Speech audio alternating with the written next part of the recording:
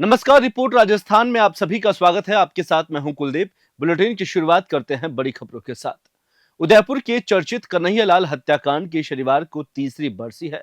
28 जून 2022 को कन्हैयालाल तेली के दिन दहाड़े उसके दुकान पर गला रेतकर हत्या कर दी गई थी। उसके बड़े बेटे यश तेली पिता के निधन के 3 साल बाद भी आज भी अपने 3 प्रण पर अडिग है। पहला ये, उन्होंने पिता की अस्थियों का विसर्जन नहीं किया। दूसरा, 3 साल के से बिना जूते चप्पल के नंगे पांव रहते हैं। साथ ही बाल भी 3 साल से नहीं कट पाए हैं। यश का कहना है कि पिता के हत्यारों को जब तक फांसी की सजा नहीं मिल जाती है तब तक उनके तीनों प्रण नहीं टूटेंगे। इस मामले में जांच राष्ट्रीय जांच एजेंसी यानी NIA के पास है, जिसमें अब तक 11 आरोपियों के खिलाफ चार्जशीट दाखिल की गई है, लेकिन पीड़ित परिवार को अभी तक फैसला नहीं सुनाया गया है। जयपुर से जोधपुर संविधान बचाओ रैली के लिए जाते वक्त PCC चीफ गोविंद सिंह डोटासरा और नेता प्रतिपक्ष टीकाराम जूली का अजमेर में भव्य स्वागत किया गया। इस दौरान डोटासरा ने मीडिया से बातचीत करते हुए केंद्र और राज्य की भाजपा सरकार पर जोरदार हमला बोला। उन्होंने कहा कि बीजेपी देश में नफरत फैलाकर लोकतंत्र को कमजोर कर रही है और उनका असली उद्देश्य संविधान को बदलना और धर्मनिरपेक्षता को समाप्त करना है। मुझे तो डर लग रहा है कि मंत्री ये इनके बड़े जो है इनका नंबर नहीं आ जाए, क्योंकि ये तो सारे दोनों हाथों से लूट रहे हैं। ब्यूरोक्रेसी तो इतनी हावी हो गई है कि उनको किसी की परवाह ही नहीं है। कल आपने देखा होगा कि वहां पर जोधपुर में अशोक गहलोत जी ने कहा था, एक 3 बार का मुख्यमंत्री कोई बात सोच के कह रहा होगा, उसके बाद पुख्ता जानकारी होगी कि एक विधायक कह रहा है कि एक अधिकारी कह रहा है तुम्हारे मेरे तो मैं जो चलाऊंगा वैसे ही चलाऊंगा, तुमको मेरा चेंज कराना हो तो मेरा ट्रांसफर करा दो। तो ये कुछ छोटी बात नहीं है। अगर एक विधायक को कल परसों उसके दूसरे ही दिन एक वीडियो आ गया कि एक विधायक कह रहा है कि आपने हमारी सरकार की जो है वो आप मिट्टी पलीत करवा रहे हो।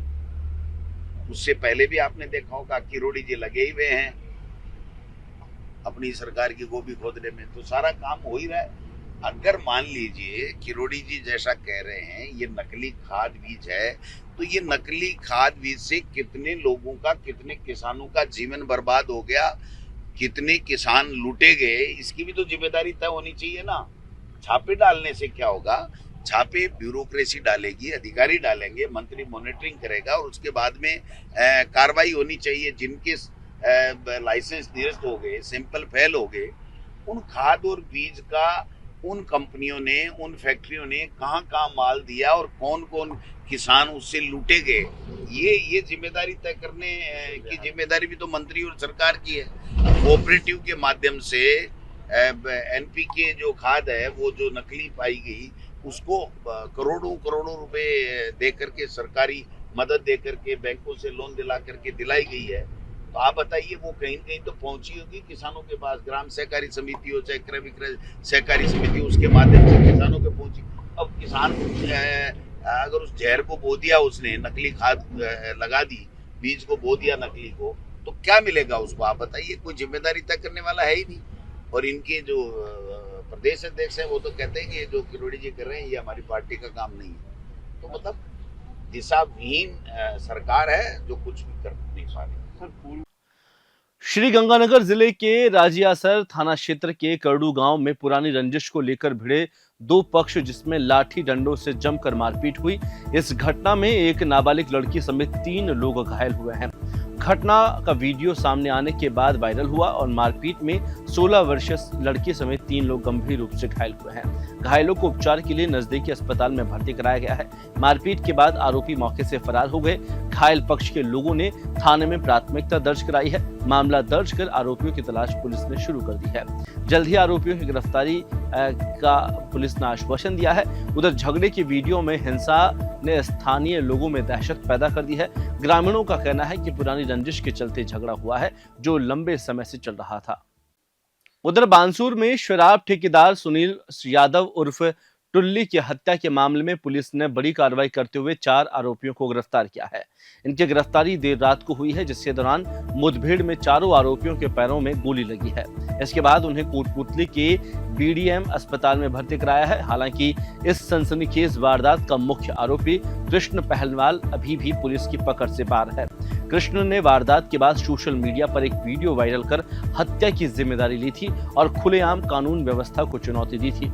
उससे इस दुस्साहस कदम के बाद पुलिस महकमे में हलचल मच गई। वहीं आईजी ने घटना के बाद 4 आरोपियों पर 50-50 हजार रुपए का इनाम घोषित किया था। इनाम की घोषणा के बाद पुलिस ने दबिश देकर जांच तेज करवाई, जिसका परिणाम 4 आरोपी गिरफ्तार हुए हैं और अभी मुख्य आरोपी की तलाश जारी है। 24 जून को दिन में 12 बजे के आसपास ये बानसूर थाना क्षेत्र के बाईपास पर 4 व्यक्ति जो 2 मोटरसाइकिलों पे आए थे, उन्होंने सुनील उल्ली की हत्या की थी, फायरिंग की थी और उसमें उसकी डेथ हुई थी। इमीडिएटली हालांकि उसको इंजर्ड को हम हॉस्पिटल लाए थे पुलिस वाहन से, पर वो सरवाइव नहीं कर पाया और उसकी डेथ हुई। इसका मुकदमा पंजीबद्ध हुआ और मुलजिमान की तलाश की गई। जो इस घटना को कराने वाला था कृष्ण यादव, जो मुख्य अभियुक्त था, उसने ही इन चारों को प्लान करके और ये मर्डर करवाया था। इन चारों को, क्योंकि हमारे लिए इनिशियली ये चारों के चारों अननोन थे, अज्ञात थे, इनको आइडेंटिफाई किया गया फुटेज के आधार पे और इंफॉर्मेशन डेवलप करके इनको नामजद किया गया। फिर डिफरेंट टीम्स हमने तैयार की जो इनके पीछे चेज कर रही थी। हरियाणा, यूपी, दिल्ली, इन स्टेट्स में हमारी टीम्स कैंप कर रही थी और इनको फॉलो करते करते करते करते अल्टीमेटली हमारे पास कल रात को ये इन्फॉर्मेशन आई थी कि ये अलवर की तरफ कहीं है। जहां हमारी टीम्स गई तो वहां से ये एस्केप कर गए और फाइनली इनको हरसौरा थाना क्षेत्र में जब हमारी टीम्स वहां से चेज करते आ रही थी तो इनका इनपुट था कि इस तरफ ये है और अलवर से जब बानसूर आते वक्त पुलिस के वाहन के सामने ही ये एक सफेद कार से उतर के जंगल की तरफ भागे थे चारों, जहां इन्होंने पुलिस पर करीब 10 से 15 राउंड फायर किए जो पुलिस वाहन पर लगे हैं और शीशा भी क्रैक हुआ है गाड़ी का। पुलिस की तरफ से भी इन पर फायर हुआ है जिसमें 3 अभियुक्त जो हैं वो उनके पैरों में गोली लगी है, इंजर्ड हुए हैं और कुछ इनके चोटें भी आई है। जब भागने का इन्होंने वहां से प्रयास किया परंतु पुलिस बल जो था उसने चारों तरफ से इनको घेरा और घेर करके इनको राउंड अप किया। राउंड अप करके इमीडिएटली इनको मेडिकल एड प्रोवाइड करा के बीडीएम हॉस्पिटल में लेके आए थे, जहां इनका उपचार कराया गया। अब उपचाररत हैं, इनको राउंड अप कर लिया गया है और पुलिस की गार्ड मौजूद है। इसको इस घटना के बारे में जो इन्होंने फायरिंग का इंसिडेंट किया है, पुलिस पे जो हमला किया है, इसका एक पृथक से प्रकरण हमने हरसौरा थाने पर पंजीबद्ध किया है। इन मुलजिमान की इस प्रकरण में गिरफ्तारी करके और अग्रिम कार्रवाई की जाएगी। साथ ही इनके पास से 2 वेपन मिले हैं जिसमें से एक कंट्री मेड पिस्टल है और एक ग्लॉक पिस्टल है जो इम्पोर्टेड है। 27 इनके पास कारतूस लाइव कार्ट्रिजेज मिले हैं। कुछ फोन्स मिले हैं जिनके ऊपर हम अभी इन्वेस्टिगेशन कर रहे हैं। मेन अक्यूज के भी हम काफी क्लोज हैं, शीघ्र ही उसकी भी गिरफ्तारी की जाएगी और इस तरह से इस पूरे प्रकरण में सख्त कार्रवाई करते हुए हम ये भी कोशिश करेंगे कि प्रोसिक्यूशन के समय भी इस केस को फॉलो अप करके जल्द से जल्द इन अभियुक्तों को सजा भी दिलाएं। तो सही है, इसमें 4 अभियुक्तों पर श्रीमान आईजी साहब के यहाँ से 50-50 हजार रुपए का इनाम घोषित किया गया था। भ्रष्टाचार निरोधक ब्यूरो के महानिदेशक डॉक्टर रवि प्रकाश मेहड़ा ने झालाना डूंगरी जयपुर स्थित एसीबी मुख्यालय में एसीबी महानिदेशक डिस्क सम्मान समारोह में 224 पदाधिकारियों और कर्मचारियों को सम्मानित किया। महानिदेशक डॉक्टर मेहड़ा ने सम्मानित होने वाले अधिकारियों और कर्मचारियों को बधाई देते हुए कहा कि राजस्थान सरकार के भ्रष्टाचार के प्रति जीरो टॉलरेंस की नीति के अनुरूप राजस्थान एसीबी ने भ्रष्टाचारियों पर लगातार कार्रवाई की है। हमने प्रयास किया है कि हम आमजन के दिल को विश्वास के साथ छू सके, उन्हें भ्रष्टाचार के प्रति जागरूक कर सके। उन्होंने कहा कि हमारे आदर्श हमें स्वयं तय करने होंगे और हमारे कार्यों में ही हमारा चरित्र तय होता है, इसलिए जनहित के कार्यों को करने के लिए हमेशा अग्रसर रहे। देखिए, ये हमारे सेरेमोनियल प्रोग्राम होते हैं। जितने भी हमारे पुलिस में कर्मी होते हैं, एसीबी में कर्मी होते हैं, उनको सेवा चिन्ह मिलता है, डीजी की तरफ से डिस्क भी दिया जाता है और प्रशंसा पत्र जो भी काम किया होता है लोगों ने अच्छा, उसके लिए दिया जाता है। तो ये एक सामान्य प्रक्रिया हर वर्ष प्रोग्राम आयोजित किया जाता है और विशेषकर जब कोई महानिदेशक सेवानिवृत्त हो रहे होते हैं उस वक्त इस तरह के फंक्शन होते हैं। यहाँ पर जो भी पेंडिंग पुरस्कार है वो उस दौरान उस दिन प्रदान किए जाते हैं। और ये एक ऐसा अवसर भी है जब आप सभी कर्मियों से आप आपस में मिल भी सकते हैं और उनका जितने कार्यकाल में जो भी उनका सहयोग रहा, टीम वर्क का के रूप में जो उन्होंने काम किया, उस बारे में उनको एक डीजी साहब की तरफ से या जो भी अधिकारी जा रहा है उनकी तरफ से एक धन्यवाद भी ज्ञापित होता है, और आगे के लिए अच्छा काम करें इसके लिए भी उन्हें प्रेरित किया जाता है। और पुरस्कार का महत्व आप जानते ही हैं कि खुद को भी एक प्रोत्साहन मिलता है जिसको मिलता है, और उसके अलावा जो जिनको नहीं मिलता है वो भी प्रेरित होते हैं कि हमें भी आगे इस तरह का काम करें जिससे कि हमें भी ऐसे पुरस्कार मिले। उत्तराखंड के पूर्व मुख्यमंत्री और भारतीय जनता पार्टी के पूर्व प्रदेश अध्यक्ष तीरथ सिंह रावत अपने 2 दिवसीय दौरे पर बीकानेर पहुंचे। इस दौरान उन्होंने पत्रकारों से बातचीत में प्रधानमंत्री नरेंद्र मोदी की राष्ट्रीय सुरक्षा नीति और कूटनीतिक फैसलों की सराहना करते हुए कहा कि धर्म पूछकर हत्या और गोली चलाना गलत था, लेकिन उसका जवाब भी उसी अंदाज में देना जरूरी था। यह कार्य सिर्फ मोदी ही कर सकते हैं। उन्होंने कहा कि भारत की ओर से ऑपरेशन सिंदूर जैसी साहसिक कार्रवाई और पाकिस्तान जाने वाले पानी को रोकने जैसे निर्णय भारत की सशक्त विदेश नीति का परिणाम है। इस दौरान रावत ने कहा कि सेना के पराक्रम और राजनीतिक इच्छा शक्ति के साथ भारत ने कड़ा संदेश दिया है जो पहले कभी देखने को नहीं मिला। इस दौरान खास बातचीत की हमारे संवाददाता के सिंह ने।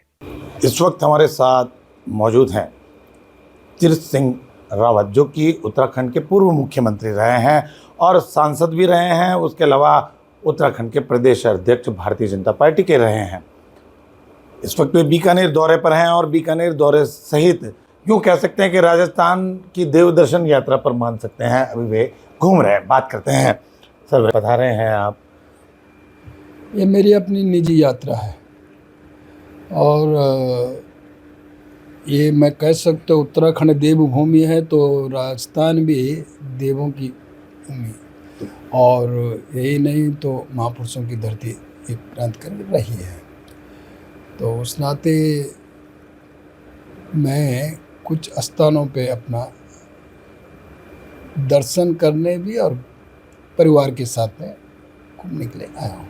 सर, अगर बात करें अभी ताज़ा हालातों की बात करें देश की, आप जो कि राष्ट्रीय कार्यकारिणी में भी हैं भारतीय जनता पार्टी की, तमाम तरह के जो भारत और जो अभी विश्वव्यापी जो चल रहा है उसके बारे में क्या कहना चाहिए?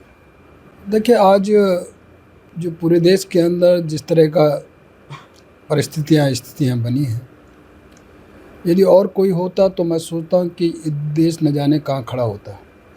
लेकिन प्रधानमंत्री मोदी जी, जिनका एक विजन है देश के लिए और यह राष्ट्र परम वैभव की ओर आगे बढ़े, और उसको लेकर के विकसित भारत 2047 उसके लिए प्रधानमंत्री जी लगे हैं। ऑपरेशन सिंदूर की बात करें, क्या ऑपरेशन सिंदूर जिस तरह से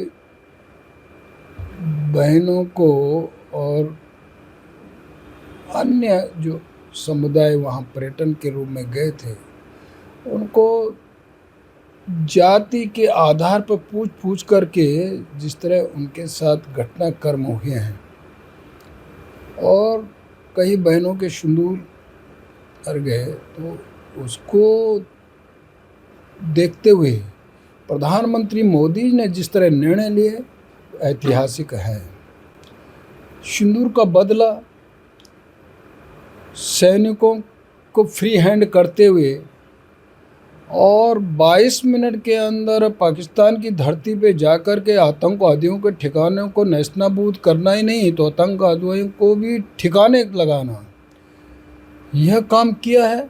तो वहाँ के लोग चिल्लाते नज़र आए कि हमें भी एक मोदी चाहिए। भारतीय जनता पार्टी इन दिनों इमरजेंसी पे बड़ा कार्यक्रम अभियान चल रखा है, जगह जगह तमाम तरह की विचार गोष्ठियाँ होती हैं, क्या क्या? देखिए, 1975 का जो इमरजेंसी था और जिस तरह का इंदिरा गांधी ने आम जन ही नहीं तो पत्रकारों तक को भी छोड़ा नहीं, पूरी तरह लोकतंत्र की जो हत्या की और यानी जेलों में ठूंसने का काम जो किया, और उसका परिणाम हुआ कि इंदिरा गांधी को सत्ता से अलग विमुख होना पड़ा। ऐसा उस समय का जो काला इतिहास था वो सबने देखा है, उसके विरोध में कार्यक्रम हो रहे हैं। तो ये थे तीर्थ सिंह रावत, जो कि पूर्व मुख्यमंत्री उत्तराखंड सरकार के रहे हैं, जिनका कहना है कि देश में इमरजेंसी को लेकर जो भारतीय जनता पार्टी का जो अभियान है वो कहीं ना कहीं उस सच्चाई को पेश कर रहा है जो पहले जो हुई है। के सिंह। अग्रवाल पंचायत की ओर से धानमंडी से भगवान जगदीश, बलभद्र और सुभद्रा की भव्य रथ यात्रा निकाली गई। यह यात्रा पूरी जगन्नाथ रथ यात्रा की तर्ज पर आयोजित की गई, जिसमें भगवान अपने परिवार समेत मौसी के घर सराफा बाजार स्थित स्थान पर पधारे। रथ यात्रा का आरंभ धानमंडी से हुआ, जहां पर श्रद्धालुओं ने भगवान की रथ पर विराजमान सैकड़ों की संख्या में लोगों ने इस रथ को खींचा। यात्रा घी का झंडा बाईसी बाजार होते हुए सराफा बाजार पहुंची, जहां पर भव्य महाआरती महाप्रसाद का आयोजन रखा गया। भगवान एक दिन निवास करेंगे। इसके बाद शनिवार को 7 बजे भगवान अपने ननिहाल पानी दरवाजा स्थित गोपीनाथ मंदिर के लिए रवाना होंगे। पाली जिले के भैरूघाट क्षेत्र में रहने वाली एक 30 वर्षीय महिला और उसके ससुराल पक्ष के बीच का घरेलू विवाद अस्पताल होते हुए सीधे पुलिस स्टेशन जा पहुंचा। गंभीर रूप से झुलसी महिला का बागड़ अस्पताल में ट्रॉमा सेंटर में भर्ती कराया गया है, जहां पुलिस को ससुरालजनों पर प्रताड़ना के गंभीर आरोप महिला ने लगाए हैं। महिला ने पुलिस को दिए गए बयान में बताया कि सास ने जानबूझकर गर्म बर्तन उसके हाथ पर गिरा दिया, जिससे वह बुरी तरह झुलस गई। साथ ही उसने आरोप लगाया कि बीते 3 महीनों से उसे खाना नहीं दिया जा रहा था और मानसिक शारीरिक रूप से प्रताड़ित किया जा रहा था। फिलहाल महिला का ट्रॉमा सेंटर में इलाज जारी है। पुलिस ने मामला दर्ज कर जांच शुरू कर दी है। घटनाक्रम हुआ है भैरूघाट इलाका का पास 6 बजे 9 मिनट पे मेरे पास 2 कॉल आए। मैं दुकान पे व्यस्त था किराए से, तो मैंने कोई ध्यान नहीं दिया। 6:10 पे वापस कॉल आया, मैंने बताया कि मेरी बच्ची का फोन है। बोला बेटा पापा मेरे को चढ़ा दिया, पापा मेरे को चढ़ा दिया।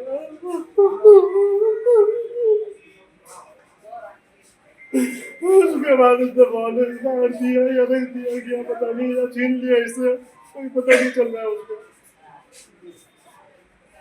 कई नाम आपका? कई नाम आपका? धीरेन्द्र पवार। क्या हुआ था? सास ने, मैं खाना लेने गई 3 महीने से, तो मुझे खाना भी नहीं दे रहे।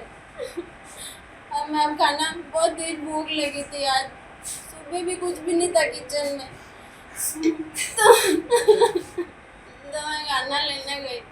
ढोकले बनाए रहे थे तो मैंने एक लिया और सास रोटी बना रही थी, उसने वो गैस का भगोला पूरा इस पे डाल दिया। फिर ससुर आया, दौड़ के मैं चिल्लाई तो मैंने चेस्ट पे हाथ लगा दिया और मेरे साथ मारपीट करने लगे। 3 महीने से मुझे टॉर्चर ही कर रहे हैं और पति भी सुबह सुबह मार के चला गया। दौसा में भीषण सड़क हादसा हो गया, जहां पर ट्रक और कार में जबरदस्त भिड़ंत हादसे में 3 महिलाओं समेत 4 लोगों की मौत हो गई है। आरटीओ ऑफिस के सामने यह हादसा हुआ है। कोतवाली थाना पुलिस मौके पर पहुंची। जानकारी के मुताबिक दौसा आरटीओ कार्यालय के बाहर सड़क हादसा हुआ और हादसे में मृतक चारों लोग एक ही परिवार के बताए जा रहे हैं। मृतकों में मां, बेटा, बहन शामिल है। सीओ रवि प्रकाश मौके पर पहुंचे और कोतवाली एसएचओ सुधीर उपाध्याय और कोतवाली पुलिस जाब्ते के साथ फंसे हुए लोगों को बाहर निकाली। बता दें कि खाटू श्याम जी के दर्शन कर परिवार घर लौट रहा था। उसी दौरान कंटेनर को परिवहन उड़नदस्ते ने रुकवाया था। पीछे से आ रही कार कंटेनर में जा घुसी। इस दौरान यह हादसा हुआ। राष्ट्रीय राजमार्ग पर इलेक्ट्रिक चौराहे के पास में हरियाणा नंबर की स्विफ्ट डिजायर गाड़ी सेंटर में पीछे से घुस गई, जिसके कारण उसमें जो 4 लोग सवार थे उनकी मौके पर ही मृत्यु हो गई। आरंभिक जानकारी के मुताबिक रोहतक के रहने वाले थे, उसमें एक पुरुष और 3 महिलाएं।